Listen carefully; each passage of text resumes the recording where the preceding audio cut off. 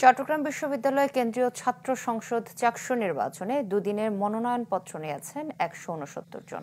সকাল ৯:৩০ থেকে শুরু হয় দ্বিতীয় দিনের কার্যক্রম। বৃষ্টি উপেক্ষা করেই শিক্ষার্থীরা উৎসবমুখর পরিবেশে সংগ্রহ করেন কেন্দ্রীয় ও হল সংসদের বিভিন্ন পদের মনোনয়নপত্র। সব মিলে এ পর্যন্ত ভিপি পদে ৮ জন, জিএস পদে ৩ জন মনোনয়নপত্র নেন। এছাড়া ছাত্র হলে ২৬ এবং ছাত্রী হলে মনোনয়নপত্র নেন ৪৬ জন। এদিকে জমা দিয়েছেন ২ জন। কাল মঙ্গলবার বিকেল ৩:৩০ পর্যন্ত মনোনয়ন বিতরণ কার্যক্রম চলবে। প্রায় ৩৫ বছর পর ১২ অক্টোবর অনুষ্ঠিত হতে যাচ্ছে চাকসু নির্বাচন। সকলের সমর্থন পেলে আমি অবশ্যই আমার জায়গা থেকে সর্বোচ্চটা দিয়ে আমার হলকে সমৃদ্ধ করে তুলব।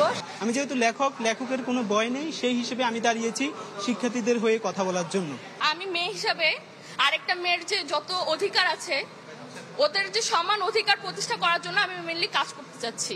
উৎসব মুখর পরিবেশে এই প্রোগ্রামটা হচ্ছে এবং মনোনয়নপত্র মানুষ নিচ্ছে।